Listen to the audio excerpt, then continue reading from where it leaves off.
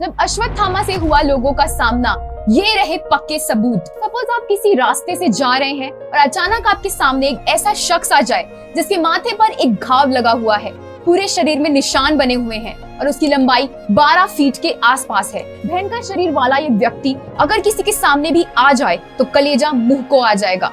अब उन लोगों के बारे में सोचिए जिनके साथ ऐसा हुआ होगा। लोगों को इस तरह दिखाई देने वाला 12 फीट लंबा व्यक्ति कोई और नहीं, महाभारत में अर्जुन के गुरु रहे द्रोण का पुत्र अश्वत्थामा है। अब आप कहेंगे कि ऐसा कैसे हो सकता है?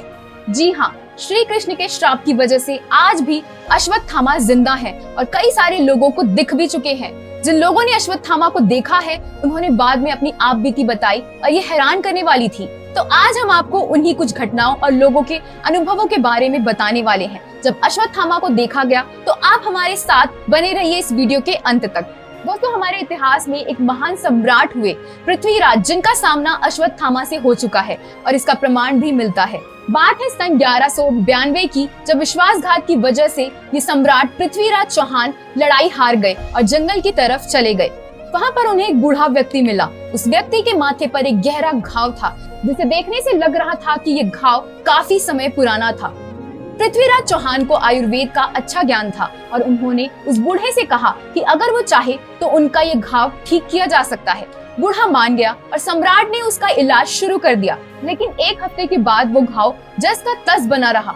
ये देखकर सम्राट हैरान रह गए और बूढ़े से पूछा कि क्या वो अश्वत्थामा है, क्योंकि इस रामबाण औषधि से केवल वही घाव ठीक नहीं होते जो माथे से मणि निकाल लेने से बनते हैं। बूढ़े ने जवाब दिया कि वही अश्वत्थामा है और फिर वहाँ से चला गया। इस घटना का वर्णन 12वीं शताब्दी में लिखी हुई पृथ्वीराज रासों में भी मिलता है। कहते हैं अश्वत्थामा ने सम्राट पृथ्वीराज को शब्द भेदी बाण चलाना सिखाया था और 3 बाण दिए भी थे।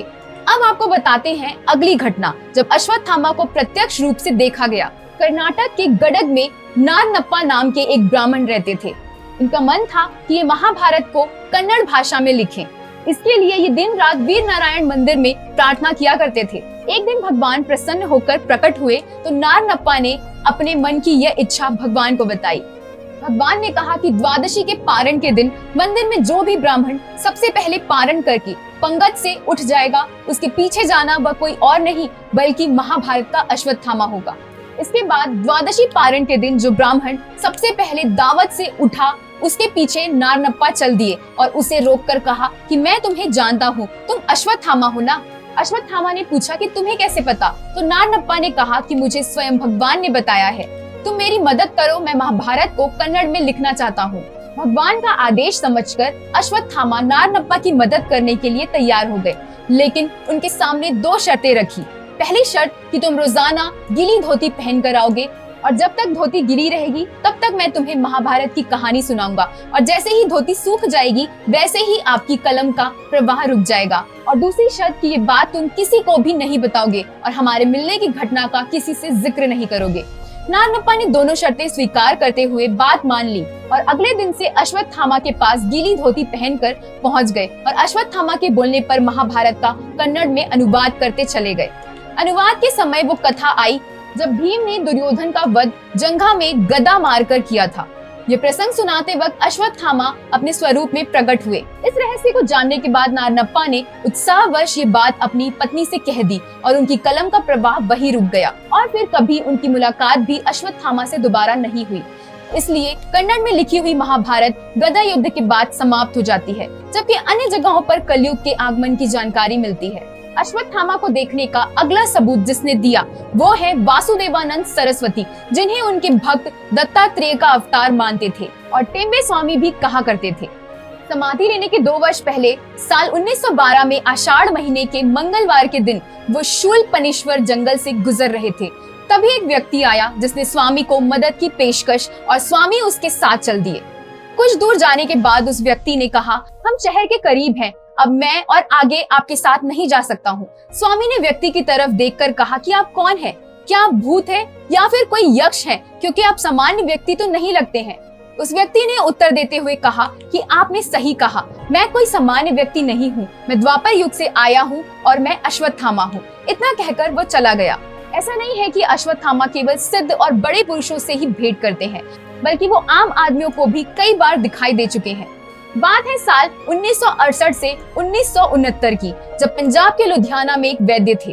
गर्मियों की दोपहर में जब वो अपनी दुकान बंद ही कर रहे थे, तभी एक व्यक्ति आया जो हिंदी और पंजाबी मिक्स करके उनसे कहता है कि बड़ा नाम सुना है तेरा, तू एक वैद्य है ना, मेरा इलाज कर सकता है। वैद्य ने कहा कि बताओ तुम्हें क्या समस्या है। व्यक्ति ने अपने माथे को दिखाया तो वैद्य हैरान रह गए। ऐसा घाव उन्होंने जिंदगी में कभी नहीं देखा था। वो घबरा गए और उनकी घबराहट देखकर उस व्यक्ति ने दोबारा कहा, तेनू पता है मैं कौन हूँ? वैद्य ने कहा कि शायद मैं जान गया हूँ कि तुम कौन हो, मुझे मेरा सामान लाने दो। सामान लाने के लिए जैसे वो अंदर गए तो बाहर खड़ा व्यक्ति जा चुका था और कभी उनकी मुलाकात उस व्यक्ति से नहीं हुई और ना ही कभी उस क्षेत्र में उसे देखा गया। ये घटना एक टिप्पणीकार ने सुनाई थी और उनके चाचा के साथ ये वाकया हुआ था। दोस्तों, मध्य प्रदेश के बुरहानपुर शहर से करीब 20 किलोमीटर दूरी पर एक किला स्थित है जिसका नाम है असीरगढ़ का किला और वहाँ पर भगवान शिव की मूर्ति है। वहाँ के स्थानीय लोग कहते हैं कि आज भी रोजाना अश्वत्थामा यहाँ पर आते हैं। पहले वो पास के ही तालाब में स्नान करते हैं और इसके बाद भगवान शिव की पूजा करते हैं। वहाँ के कई लोगों ने कई बार अश्वत्थामा को देखा है। स्थानीय लोग कहते हैं कि जिसने अश्वत्थामा को देखा वो जिंदा नहीं बच पाया, उनकी मृत्यु हो गई। इसी तरह जबलपुर के गौरी घाट में कई बार अश्वत्थामा को भटकते हुए देखा गया है। मां नर्मदा पर विशेष श्रद्धा रखने वाले अश्वत्थामा को वहां के लोगों ने कई बार देखा और हैरान रह गए। लोगों का कहना है कि माथे पर एक बड़ा सा घाव था और शरीर लगभग 12 फीट का था। वो हर एक व्यक्ति से हल्दी और तेल मांगते हैं जिसे वो अपने घाव पर लगाकर घाव को ठीक कर सके। दोस्तों, कहा जाता है कि महाभारत के समय अपने पिता गुरु द्रोण की मौत का बदला लेने के लिए अश्वत्थामा ने उत्तरा के गर्भ में पल रहे बालक परीक्षित पर ब्रह्मास्त्र चला दिया था, जिससे क्रोधित होकर श्री कृष्ण ने अश्वत्थामा के माथे पर लगी मणि छीन ली और श्राप दिया कि तुम कभी मृत्यु नहीं देख पाओगे। जब तक ये सृष्टि रहेगी तब तक तुम ऐसे ही भटकते रहोगे। तब से लेकर आज तक भारत के अलग अलग जगहों पर अश्वत्थामा देखे जाने का दावा लोग करते हैं। हमारी पौराणिक कथाओं के अनुसार अश्वत्थामा, राजा बलि, हनुमान जी, वेद व्यास, कृपाचार्य, विभीषण और परशुराम, इन 7 लोगों की मृत्यु नहीं हुई है। इनकी मृत्यु का कोई भी प्रमाण किसी वेद या पुराण में नहीं मिलता है और इसके लिए एक श्लोक भी है, अश्वत्थामा बलिर्व्यासः हनुमंतरः विभीषणः कृपा परशुराम च सप्तैतेय चिरंजीविनः। इन्हीं जीवित लोगों में से एक अश्वत्थामा भी है जो आज भटक रहे हैं। दोस्तों, हमने ये जानकारी पौराणिक कथाओं और इंटरनेट से ली है। ये वीडियो महज एक जानकारी के उद्देश्य से बनाया गया है, तो आप भी इसे ऐसे ही लें। दोस्तों, आपको क्या लगता है कि क्या अश्वत्थामा आज भी जीवित है? क्या श्री कृष्ण का श्राप आज भी उन्हें इस पृथ्वी में भटकने के लिए मजबूर कर रहा है? क्या आपके बीच किसी व्यक्ति ने अश्वत्थामा को देखा है? आप इन सवालों के जवाब हमें कमेंट बॉक्स में दीजिए और साथ ही हमारे चैनल को सब्सक्राइब कीजिए, जिससे इस तरह की जरूरी जानकारी आप तक हमेशा पहुंचती रहे। वीडियो अच्छी लगी हो तो वीडियो को लाइक कीजिए और साथ ही हमारे फेसबुक पेज को लाइक और फॉलो कीजिए। धन्यवाद।